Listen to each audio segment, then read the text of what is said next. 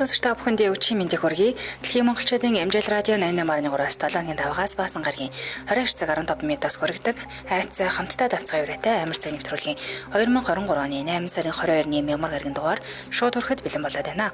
Студид хөтлөгч Чанцаа, Ами найруулагчаар ганц хүнээр ажиллаж байна. Нэвтрүүлгийн хамтран ажиллагчаар Парадантакс Шүдний хамтран ажиллаж байгаа. За ингээд сонсогч нартаа дахин орой мэндийг хүргье. За амар цаг нэвтрүүлгээр категори үүсгээд бас яваад байгаа тийм ээ. Өнөөдрийн хувьд бид тээр чөлөөт буюу сонирхолтой байж магадгүй гэдэг үгнээс за дэлхийн өнцөг болон бүрт ялангуяа бүх улс орнууд юм дургу тоогж байд юм байна. Тэр тоон ямар нэгэн байдлаар тий хүлийн хараа шингэсэн ч гэдэг юм уу бас нэг юм учир утгатай байдаг. Тэрнтэй адилхан хүн болгонд бас дургу тоо байдаг. Яг адилхан. Монголчууд маань ингээд ер нь ямар тоон дургу аваад гэлээ. Сондоо тоонууд их хвчлэн нэг дургу байх гэдэг талтай шүү дээ. 9 мөст болохоор дуртай байгаа тийм. За тэгэхээр улс орон болгоны дургүй. За тэгээд муу ёрын утгыг агуулдаг тоонуудыг өнөөдөр та бүхэнд танилцуулах нэ. Яг үнэ. За хит хитийн тооноор орж ирж байна. Нэлээд олон тоо яваад л шүү. За тийм би бол юу яасан шүү. Нэг 4 тоол авсан байгаа. Италийн 17-гийн тоо, Афганистаны 39-ийн тоо болон за үүнээс гадна 420 гэдэг Америк бас дургүй байдаг юм байна. За тэгээд 42 буюу өвлийн ханцтай Япон тоо. Гэт нийт 4 тоог сонгоо авсан байна. За би нөгөө хамгийн ихээр яригддаг 13 тоог тэгээд цаг хүрвэл эдгээр нөгөө баг мэдээлэлтэй 3 7 8 9 26 666 гэдэг тоонууд бас орж ирж. Хамгийн алдартай нь 666 юм уу тий? Ганц сонсгддог шүү дээ. Тийм 6-гийн тоог л. Яг үнэ 666-г бас сайж үзлээ. Гэхдээ яг өнтэй холбогдсон нэг тийм айхтар түүх хийдэг юм байна. Зүгээр яг чөтгөрийн тоо гэдэг утгаараа л явд юм билээ. За тэгвэл эхлэх үү тий? За тэгэхээр сонсогчд маань бас өчөд яваарай тийм ээ. Дургу тоо. Дургу тоо ямар тоон дургу байдгүй. За бас нэг шүн ингээд нэг бид нэр тийш 3 4 цаг үед нэг өөрөөр сэрээд идэг тийм. Тэр бас ямар учиртай тий. Яг 3 4 сэржсэн сонсогчд байгаа болов. Өдөр дараалал тий хэдэн өдөр дараалж нэг би бол яг тийсэн шүү дээ. 3 3 цагтаа л хэд удаа сэржсэн тохиолоо. За яг би төвлөрүүлээд мэдээлэл өргөе тийм ээ. За 13 гэдэг тооны учрыг тайлбарлаад өгье. Бас дээрээс нь хар баасан гарагтай таарч хараа бүр их айхтар болчих тийм ээ. 13-ны хар баасан гараг гэж ярьдаг шүү дээ. За 13-ны баасан гараг нь ерөөсөө л муу ёр зөгнсөн учраас энэ битүүлэг өдрийг Христийн шашинд шүтлэгтэй улс одоо түмнэд болохоор чихүү зүйлэж авдаг юм их таагүй үлээж авдаг. Тэгээд жин өдрийг хамгийн азгүй муу үр дагуулсан гэж үздэг. Уламжлалтай учраас хар гэж нэрийдэх болсон юм байна. Олон зуун жилийн өмнөөс энэ тооны хувьд хар баасан гараг харин дахин таарахгүй өнгөрсөн 6 дугаар сарын ингээд болоо тохиолдсон тийм ээ. За 13-ийн баасан гарагтай холбоотой сүсэгт 10 хүн тутмын нэг нь итгэдэг. Тэгэхээр маш өндөр ингэж итгэдэг байна. Тийм ээ тий. Тийм. Британий нэг сонинд иш татсан тоо баримтаас үзвэл дэлхийн 10 хүн тутмын нэг нь энэ өдрөөс айдаг гэж бүр бичсэн байна. За яагаад айдин гэхээр одоо нөгөө тийм синдром гэж ус байд юм байна. 13 тооноос айдаг бүр юм дэлхийн нийтээрээ синдромтой байдаг юм биш үү. За Голландад бол ингэ тийм байна. Голландад баасан гарагт 13 таарчвал тийм ээ хамгийн бага осол гардаг. Учир нь энэ өдөр нөгөө болгоомжтой явдаг. Аль эсвэл ерөөсөө ийш тийшээ гарахгүй гэртээ байхыг илүүд үздэг гинэ. Юу нь бол их болгоомжтой машин барьдаг гин. За баасан гараг тохиох явцвал 4400 жилд нэг удаа сар тохиодог гинэ 400 жилд янз бүрийн сар тохиодог түүнээс хойш давтагдаж эхэлдэг гээ.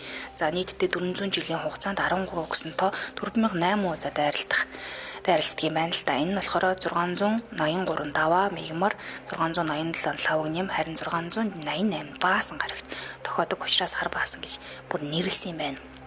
За энд хар баасан гарагтай холбоотой яг юу болж исэн юм бэ гэхээр тийм ээ. Европын зарим орны сүчд бодол 13 гэсэн тоотод өрөө байдаггүй. Өрөөсөө байдаггүй. Нисэг онгоцон ч гэсэн 13 гэс дугаартай игнийг олгодгүй багт ерөөсөө. За 13 давхар буюу тэрийг дандаа алгасч ингэж тоолдог гинэ ерөөсөө 13 байдаггүй гэсэн байна. За энэс нь хойш яг 13 та холбоотой нэг бас Ослод зөндөө гарч исэн юм байна. Эндээс нь хэлээд үгүй тийм ээ. За хар баасан гараг их ойлголт бол хамгийн 19 дугаар зуунаас бүр эртнээс үүссэн. Италийн хөгжмийн зохиолч одоо Россинигийн намтарт тэрээр олон түмний цэрлдэг 13-ны баасан гарагт сүүлчийн амьсгалаа хураа гэж бичигддэг үлдсэн. Эндээс үлссэн юм байна. 13 тонн уул нь бүрэн бүтэн байдал хязгаарыг давсан муу бүхнийг бэлэгддэг гинэ. За жишээлбэл дэлхийд даяар 13-ны баасан гарагт олон хүн нислэгээ цуцалдаг, барууны зарим эмнэлгүүд мис ажилбар хийхээс бүр татгалздаг юм байна. За Шакурэшт Тупак Шакур 1996-ны 9 сарын 13-ны баасан гарагт нас барсан юм байна. Харин тийм нэг 13 гэж холбож ирээддэг санагдаад байна. Тийм байна. За тэгээ 2029 оны ирээдүйд ингээд зөвхөнсөн НАСА-гийн мэдээлэл байгаа. 2029 оны 4 сарын 13-ны хар баасан гарагт том хэмжээний солиор дэлхийн агаар мандалтай ойртож Африк, Европ, Аз тэвэдийн одны дурангуугаар харагдах болно гэж НАСА мэдээлсэн байна. Букингемийн ордон дэлхийн 2 дугаар дайны үеэр энэ өдөр нурж байсан юм байна. За цэргийн нууц баримтаас үзэхэд 1940 оны 9 сарын 13-ны баасанд Германы онгоц Букингемийн ордонд 5 бөмбөг хайснаар ордон нуржээ. Азар эзэн хааны гэр бүл өөр газар байсан учраас хүний амнаас хохироогүй. За мөн 13-ны баасан гарагт 13 цаг 30 минутанд бүр ингэж таарддаг ч өвдөө. Яаж яхад 13 настай хүүхэд аянганд цохиулсан ийм хэрэг болж.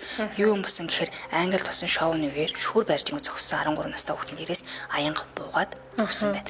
Хүн мөрөндөө гэмтэл авсан хэд оног эмнэлэг твтэд гарсан. За Коста Конкордиа гэдэг ийм хөлөг онгоц Италийн эрэг орчимд 2012 оны 1 сарын 13-нд живж 32 хүн амнасаа алдсан. За хар баасан гарагт Австралид том түүмэр дэгдсэн. За энэ болохоор Австралийн түүхэнд хамгийн эмнэлэгтэй явдал гэдэг юм байна. 1939 оны 1 сарын 13-нд эхэлсэн ойн төмөр Виктория мужийг тэр чигт нь хамарч 700 байшин 575 мянга газар шатаж 71 хүн амнасаа алдчихсан юм байна. За 72 оны 10 сарын 13-нд 2 том осол гарсан. Уругвайгаас Чили орж явсан 571-р рейс Андын өрөндөнд осолдоод сураг арга болсон юм байна. Сураг алга болсон. Ослоос 72 цагийн дараа 2 хүн нь олдчихсэн. Ийм явдал болж яг тэр өдөр Оросын Airflot 217 онгоц газар дах үедээ осолдож 174 хүн амнасаа алдчихсан. Ослын шалтгаан нь одоо хүртэл тодорхойгүй байдаг гинэ. За Бангладеш бас нэг ийм гимнэлт явдал болсон. 1970 оны 11 сарын 13-ны баасанд Бангладеш улсад тийм ээ хар салхитаарч цунами үүсгээд 500 мянган хүн хүсэн юм төв тэмдэглэл үлдэж мөн бэлчээр тарин талбайны 90% сүрсэн. Үүнээс болоод их өсөглөн бүр болж исэн юм байна. За Их Британийг сүйдүүлсэн компьютерийн вирус бас гарч исэн. 89 оны 1 сарын 13-ны бас баасан. 13 ч ямар хэм болж исэн те? Харин тийм байна. Түүхтэй ингээ маш их холбоотой. За болж исэн юм байна. Энэ өдөр Их Британий бараг бүх компьютер вирус төрсэн гинэ. Гэхдээ азар энэ нь дэлхийд дахин тараагүй нэг айхтар вирус тарж. За Их Британий усан цэргийн хүчнийг удаа 13-ны баасан гараг юу Friday 13 гэсэн юм нэртэй хөлөг онгоц үйлдвэрлэсэн юм байна. Энэ хөлөг онгоцоо 13-ны баасан гарагт аялал гаргасан. Харин тэр онгоцыг ахиж харсан хүн нэгч байхгүй. Ор сург алга болсон нэр онгоц. За сансрын хөлөг Apollo 13 тийм ээ 1970 оны 4 сарын 11-ний өдөр орон нутгийн цагаар 13 цаг 13 минутанд хөөрсөн юм байна. Түүнчлэн пуучин хөөрсөн өдрөөс цифруудыг нэмээд үзэхээр 13 гэж гардаг гинэ.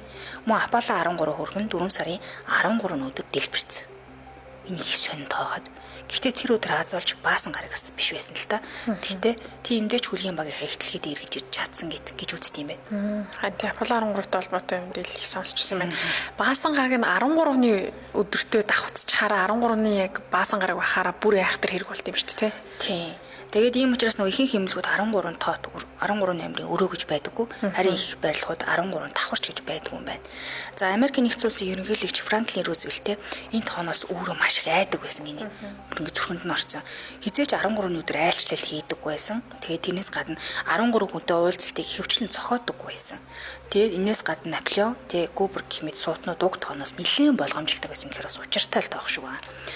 За Вудро Милсон 13-ны тоог Азийнхаа тоо гэж ярих дуртай байсан. Гэсэн ч амьдралынхаа замнал энэ үйлчлэгийг үүсгэсэн гинэ. Яасан гэхээр 1918 оны 12 сарын 13-ны өдөр Францд айлчилж дайрамдлын гэрээ ихэр хөдөлсөн. Харин түүнийг Америкийн нэгдсэн улсад эргэж ирэхэд Конгресс түүний бүрдүүлсэн баримт бичиг гар үсэг зурхаас татгалзсан гэж байгаа.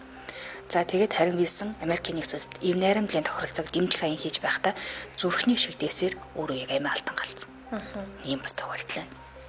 Тэгээ нэг сони юм байдаг нь доллар биш үү те.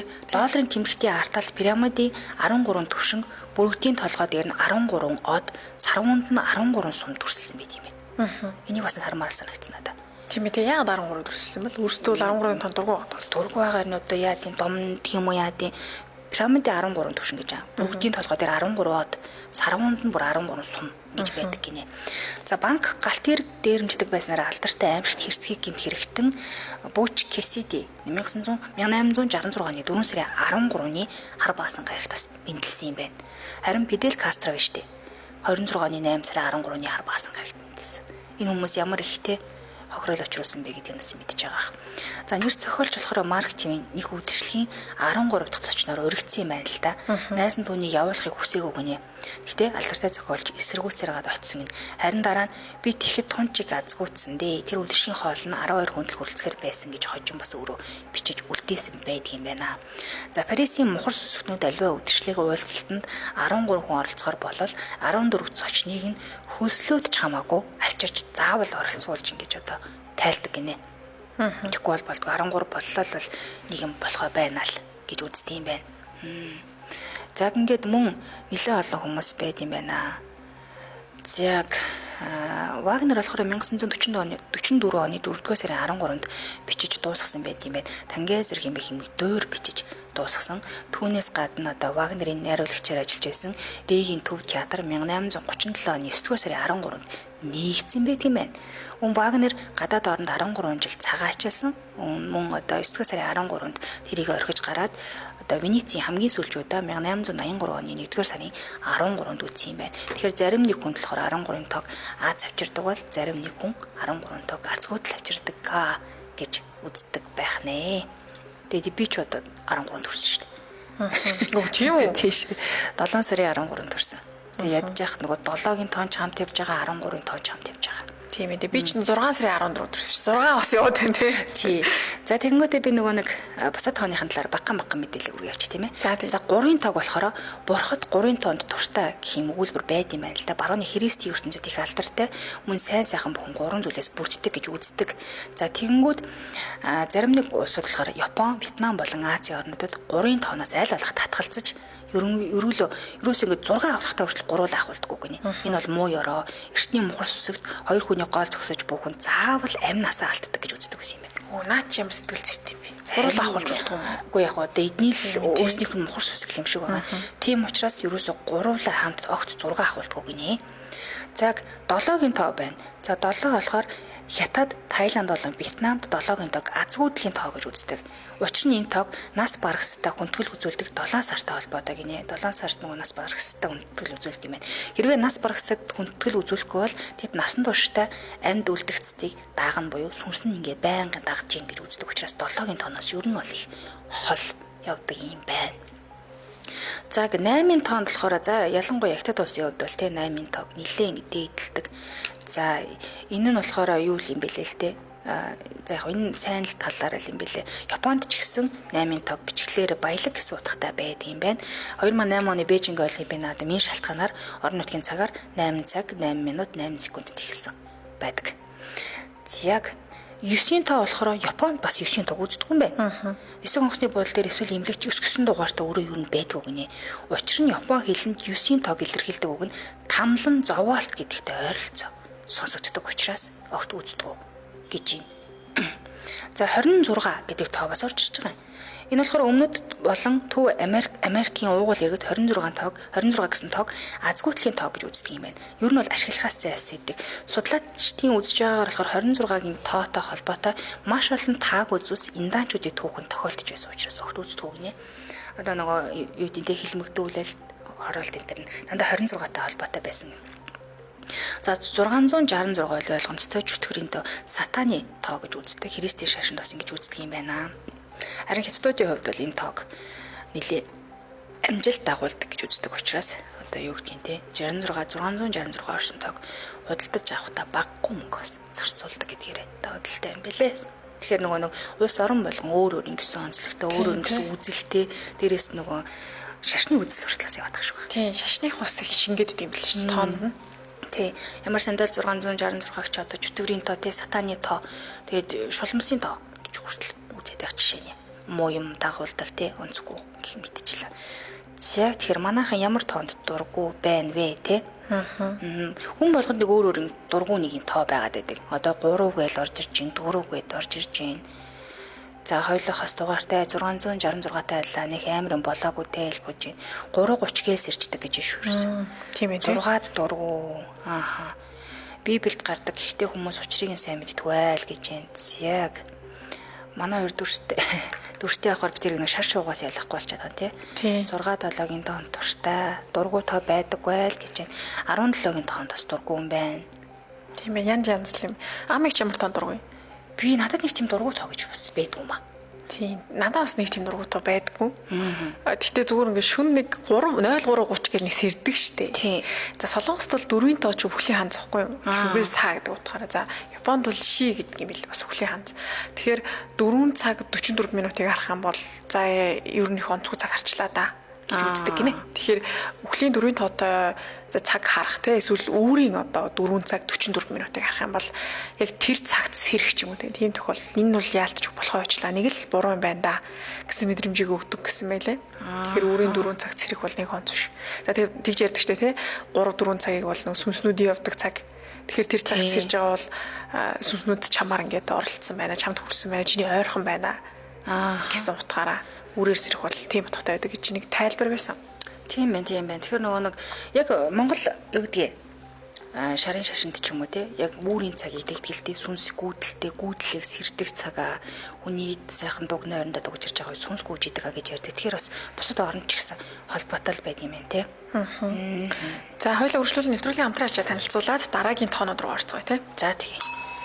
За нэвтрүүлгийн хамтран ажиллагчаар одоо хэрвээ таны те буйлнаас цус шүүрээд амнаас нь эвгүй үнэртэй шүд унаад буйлчин шамраад байвал та парадонтакс шүдний огоос хэрэглээд үзээрэй.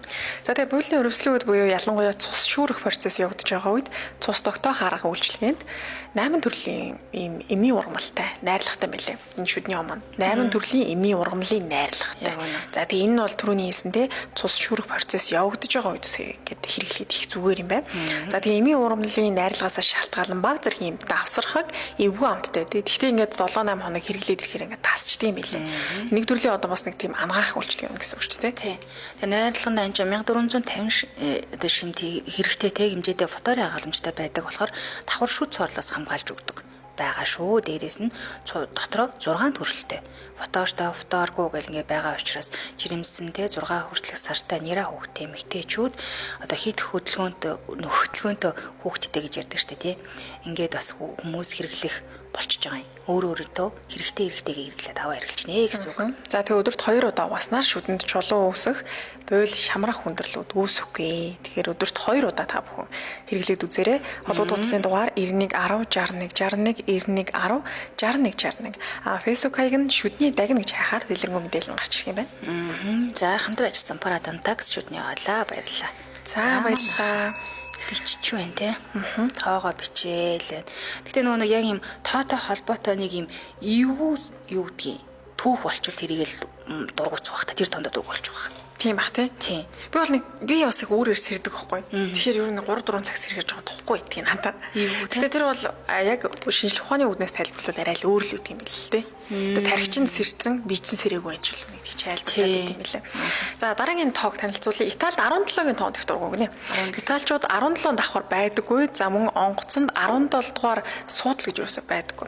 За шалтгаан нь бол Ром тоогоор за монголчууд бол ромп тоо гэж хэлдэг шүү дээ тийм ромп тоогоор 17-гийн тоог бичээд за үүнийг нөгөө талаас нь латинаар уншихаар би амьд байна. Гэхдээ ер нь бол үхлийн үхэл гэсэн утгыг илэрхийлдэг үг гинэ. За тэг үхлийг илэрхийлсэн тоо гэсэн 17-гийн тоо. Тэгэхээр 17-гийн тоонд италичууд их дургу. За үүнтэй холбоотой нэг юм жишээ байгаа. 1990 онд Итали болсон хөл бөмбөгийн дэлхийн аврах шалгаруулах тэмцээн болсон. За тэгээ энэ тэмцээн дээр италичууд ялагдсан.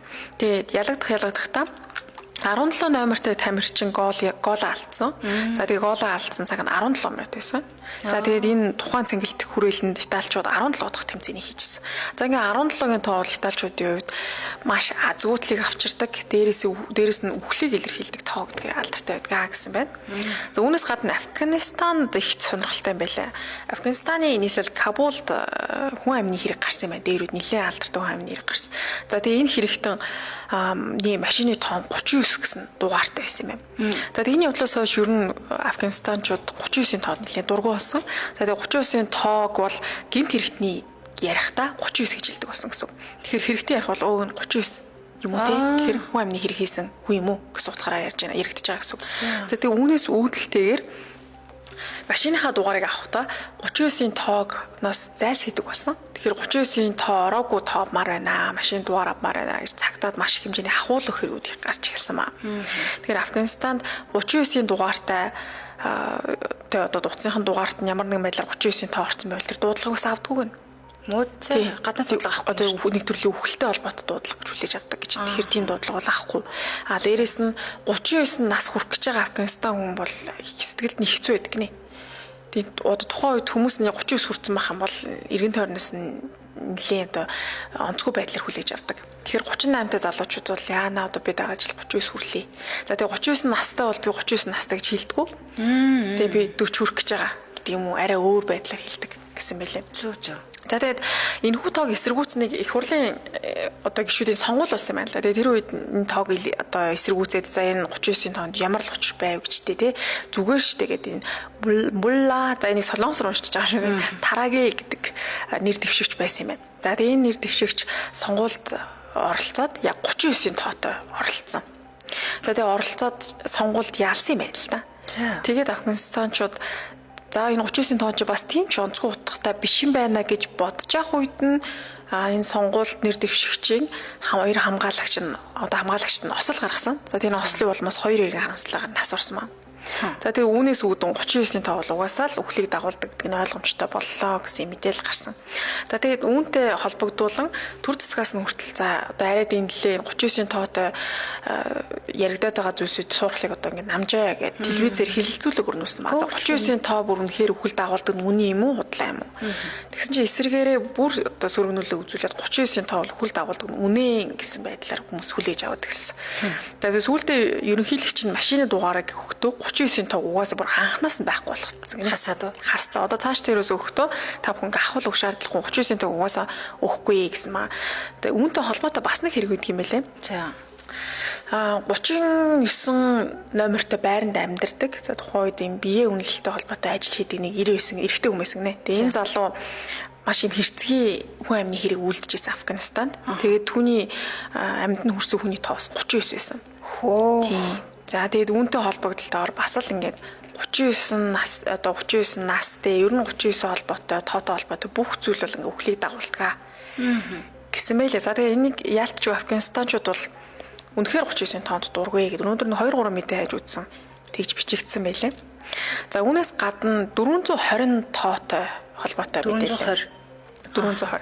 За 1960 оны дунд үеэс эхлэн за тухайн үеийн нийгмийн үзэл бодлыг эсэргүүцсэн итгэл хайр за энэ зэрэг инэрлгүй байдалтай энэрэнгүй байдлыг чухалчилж үзсэн. За тэгээ дайнд дажин бус амар амгалан инх тайвны хүсэгч Америк нэгдсэн залуучуудын нэгдсэн хиппи залуучууд гэж байна. Тийм. За хиппи залуучууд нэлээ газар авч явах үед юм байл 1960 оны дунд үед. За энэ үед залуучууд яг нэг инх тайвны эрэлхийлэхээс гадна за навчин тамхи буюу мансууруулах бодисны хэрэглэгч гэсэндээ чөлөөтэй болох хэрэгтэй гэсэн уриалга гаргасан юм байна. За тэгээ дийлхэн залуучуудаас учраас залуучууд хичээл нь 16 цаг 20 минутанд хардаг. Тэгээ нийлж бол ингээд 4 цаг 20 минут гэсэн үг шүү дээ. 420.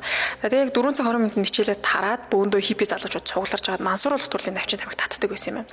За тэгээ үүнтэй үүдэлтэйгээр 420 номертой одоо зочид буудлын өрөөнд залуучууд цугларч хар тамхитай хоригдээд хэрглэж эхэлсэн гэсэн. Тэгээ хүмүүс за энэ 420 номерт бол яг мансууруулах бодис хэрэгэлдэг хүмүүс байдаг гэсэн юм яриа газар аваад сүүлдээ зочид буудалд орохдоо 420 номероос бусад өрөөнд орно гэж хэлдэг болсон. Тэгээ зочид буудлын талаас авч байгаа арга хэмжээнд 420 номерыг байхгүй болгоод 419 дээр нэмэх нэг ч юм уу за биш ээ 420 дээр нэмэх нэг шүү. 420 дээр нэмэх нэг эсвэл 421 гээд 420 гэдэг тэмдэглэлийг тэр чигт нь байхгүй болгож ирсэн гинэ. Гэхдээ энэ бол ерөөсөө 1960 оны дунд үеэс гэсэн. Тэгэхээр одоо бол 420 номерыг тамхи татах боломжтой өрөө гэж зардаг гинэ. Тамхины өрөө тамхи дотроо татаж болно гэж. Тийм яг бол мансууруулагч төрлийн навчин тамхи татдаг байсан шүү дээ. Залуу хиппи залуучууд. Тэгэхээр 428-ыг машин тамхи татах боломжтой өрөө гэж одоо бол борлуулдаг гинэ. За үүнээс гадна бас Японд холбоотой нэг сонирхолтой тоо энэ 42 гэсэн тоо байсан. За 42 бол дөрвийн тоог агуулсан шүү дээ. Би түрүү хэлсэн солонгосчууд үхлийн ханзыг бол дөрөв гэж хэлдэг. Японочууд ч адилхан. За солонгос бол чүгээс саа гэж хэлдэг бол Японд ши гэж хэлдэг гинэ. За тэгээ Японд дөрвийн тоонд бол мэдээж угаасаа дургу. Гэхдээ 42-ын тоон нийлэхээр үхэл гэсэн утгыг илэрхийлдэг гэсэн байлаа. За тэгээ мөн эмнэлэгт дөрвөн давхар гэж юусоо байдаггүй. Тэгээ ихэвчлэн дөрвөн давхарт мэс заслын өрөө эсвэл шинжилгээний өрөөнүүд дөрвөн давхарт байрладаг. За үүнтэй холбоотой нэг юм сонирхолтой түүх байсан. Яг энэ бодит түүх гинэ. За 1963 оны 5 сарын 5-нд машины уралдаан болсон. Маш алдартай одоо мэргэжлийн спорт ч гэдэг нэг төрлийн спорт машины уралдаан болсон. Тухайн үед алдартай Асано Масао гэдэг тамирчин уралдаанд оролцсон. За тэгээд фэнүүд нь ч гэсэн тэр уралдааны том юм юу гэдэг чинь тий цэнгэлдэх байдаг чинь тий энэ цэнгэлээд бүгдээрээ цугларцсан дуртай тамирчнаа гарч ирэх хүлээгээл ингээд тийм хайзмад барьцаа өөстэй тамирчнаа дэмжиж ингээд орилоо явжсэн чинь тамирчин маань яг машин унаад гарч ирсэн юм байна л да. Тэгээ бүгд шоконд орсон гинэ. Тэгээ яагаад тэгэхээр тэр машины тоон 42 гэсэн дугаартай байсан. Японочууд бол үхлийг 42 гэж үздэг шүү дээ тий. Тэгээд сэтгүүлчид ингээд гүүгээд очоод нөгөө тамирчнаас ингээд ярьцлага авсан маа. Та яагаад ингээд 42 гэсэн номертой машинтай гарч иж байгаа юм бэ? Энэ талаараа бид нэр тайлбарлаж өгөх болох уу гэдэг ингээд Асано Масао гэдэг тамирчнаас асуусан маа.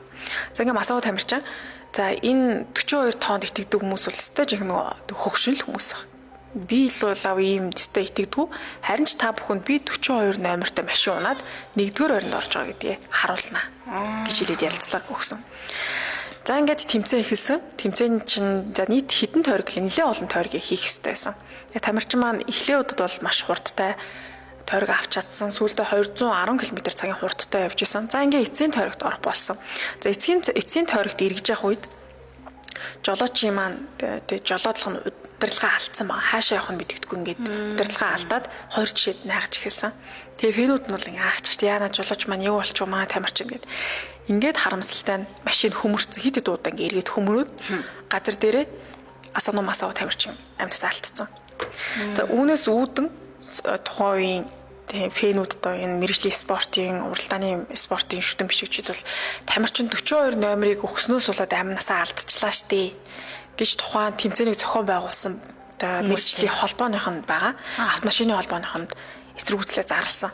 За тэгээд удалгүй энэ автомашины холбооны зүгээс мэдээлэл гаргасан. За үүн дээр бол уг освол ерөөсөө энэ 42-ын тоотой ямар ч холбоо байхгүй. Тамирчин маань ерөөсөө анхаарал болгоомжгүй байснаас үүдэж юм осол гарсан. Тамирчин Асано Масао уг тэмцээнд орох үедээ гадаад тамирчин урилгаар оролцож байгаад маш их ууралсан. Бухимдсан.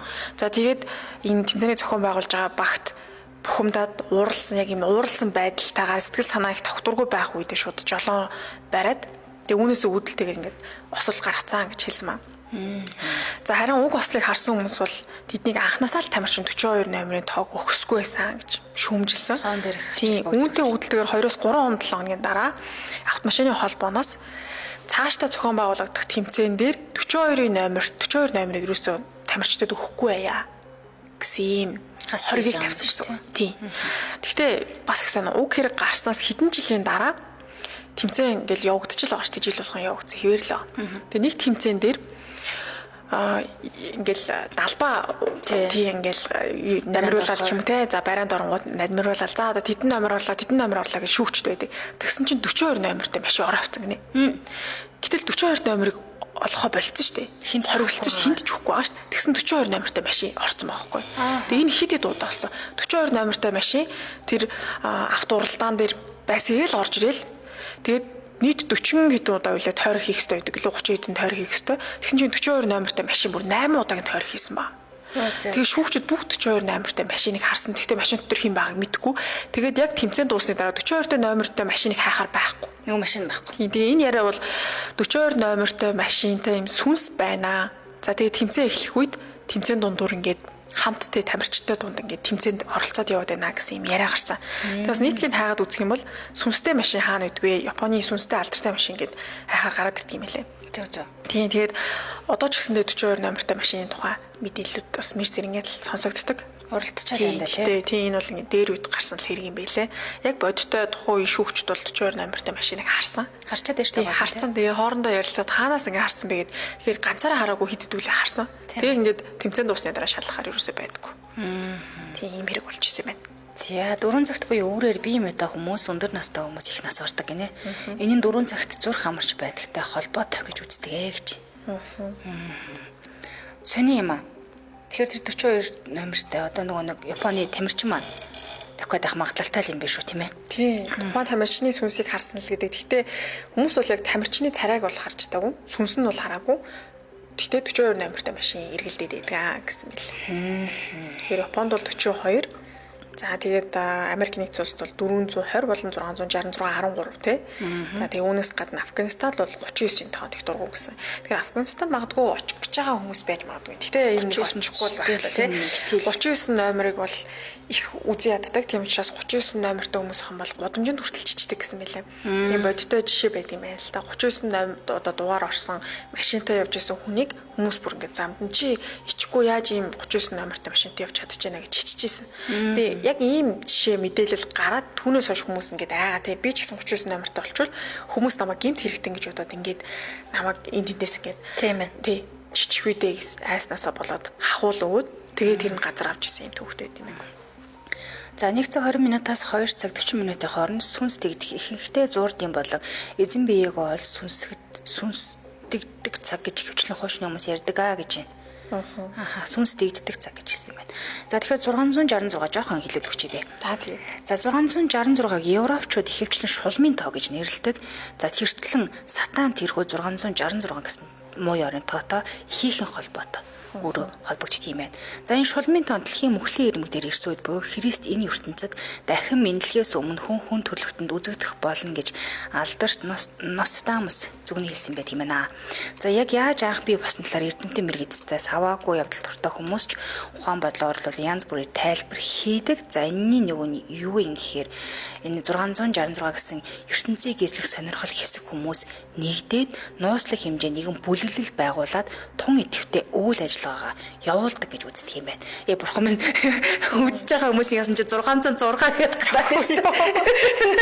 Гараараа хин орчоо гараараа нэг нь гарна шүү. Яг ингээ харсан чи 606 гэж гараад ирдээ 66 жишээ нэ. За ийм юм байна. Энэ юу гэхээр толгойлогч Соратт гэх юм байдаг юм байна л да. Бүр домог тэмдэглээд үлдээсэн. Түүний аимшигтай ийм араатнаар дүрсэлж үзүүлдэг гинэ. Энэ араатн нь хүм гэхэд бас хэцүү, амтанч гэхэд хэцүү. Тэгээ тийм учраас сатан гэж нэрлээд бүх дэлхийг эзлэн гэж тангар гургсан тухай үзүүлдэг юм байна. Тийм учраас энэ тоог 666 шулмын тоо гэж нэрлэдэг гинэ. Заг тэдний замд нэг саа дотор хийж ирсэн тухай домог хийх нь яригдаж эхэлдэг. Яагаад тэгэхээр одоо нэг дэлхийн нийтийг устгах те эзлэх дандаа муухай юм хийж байгаа учраас одоо саад хийх болтгол юм байна л да. Энд дайнч болж исэн гэж яриад байна. За тэрчлэн нөгөө нэгдүгээр Петр хаан гэхэд л одоогийн бидний мэддэг тэр үеэс айл эрт алагдаад Орос орны тухайн үед Саратын үзэл суртын жинхэнэ нэвтрүүлэгч удирдах байсан гэж үздэг юм байна. Одоо тэгэхээр энэ сатаны гишүүд гэх юм уу те муу юм хийж байгаа хүмүүс маш их байдаг гинэ. За шулмын тоо бие сатаныг хар хүчний нөлөөгөөр өнгөрсөн хугацаанд л гэхэд нийгмийн шинжтэй янз бүрийн өөрчлөлт хийдэг байсан гэж зарим эрдэмтдүүд баталдаг юм байна. За тухайлбал 1880 онд Английн 7 хоног тутмын Труу гэх сэтгүүлд дэлхийн 1-р даниараа дэлхийн бөмбөрчийг улс төрийн газрыг зураг иймэрхүү байдалтай харагдах болно гэж бүр зөвнөл маягийн хүртэл гаргаж ирсэн юм байна.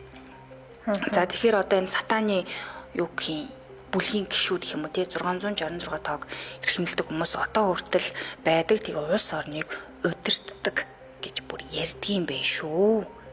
Сонин багаз. Сатан үзэл баримтлал гэж бүр нэртэй юм байна. 666 тоог эдгээр нэг юу яадаг? Одоо өөрснийхөө сүлд тоо болгон үздэг. Тэгээд дэлхийн маш олон орон оронд өөрсний гар хөлөө ажилуулж дэлхийг удирддаг гэдэг юм байна. Сонин л юм бэлээ. За тэгээд эн чинь бүр ингээд тайлбарлаад ингээд явахаар нэлээд уурч тийм тайлбар явагдаж байгаа. Энэ тайлбарыг би амар цаг группт бүрний дэлгэрэнгүй хийсэн байгаа. Хэрвээ та энэ 666 тоог сонирхож байвал амар цаг групптэй нэгдээд энэ тооны талаараас хараарай тийм ээ. Маш дэлгэрэнгүй тайлбарлаад өгсөн байна лээ. За би бас утасны дугаартай жоохон мэдээлэлүүд харлаа л да. За тэгээд утасны дугаартай холбоотойгоор жишээлбэл одоо нэг дугаар руу залгахаар ингээд сүнсний тухай ч юм уу эсвэл ингээд сүнс нэг юм чимээ гаргадаг ш. Япон кинонд гаргадаг ш. Гэсэн нэг чимээ гаргадаг ш. Тэ ийм чимээ гарч ирсэн, ийм дуудлага авч ирсэн хүмүүс байдаг гинэ. Тэгэхээр үнгээс эсвэл өөрлөч ингээд гинт нэг танихгүй дуугараас алгаснаа. Юу ч дуугарахгүй.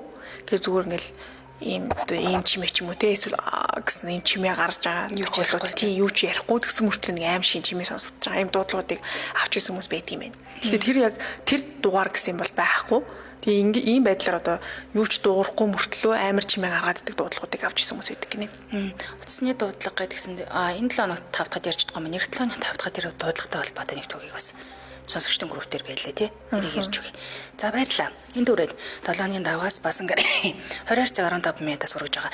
Айцаа хамтдаа давцгаа юуратай амир цаг нэвтрүүлгийн 2023 оны 8 сарын 22-ны Мянмар гарагийн дугаар өндөрлөлөө студид хөтлөгч Чанзаа Ами найрлагчаар ганцхан ажиллалаа. Нэвтрүүлгийн хамтран ажиллагчаар Парадан такс шүтний авлаа. Тэгээд энэ хүртэл хамтдаа байсан сонсогчдоо баярлалаа. Хураа. За баярлалаа. Маргаашийн дугаараар уулзцгаая.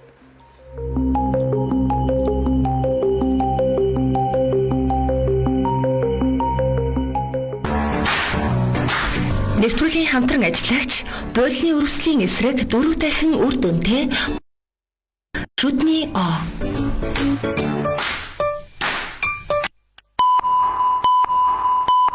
Эфир амир цаг нэвтрүүлэг хөтлөгч Ами, хөтлөгч Чанцаа. Дэлхийн монголчуудын эмжил радио 88.3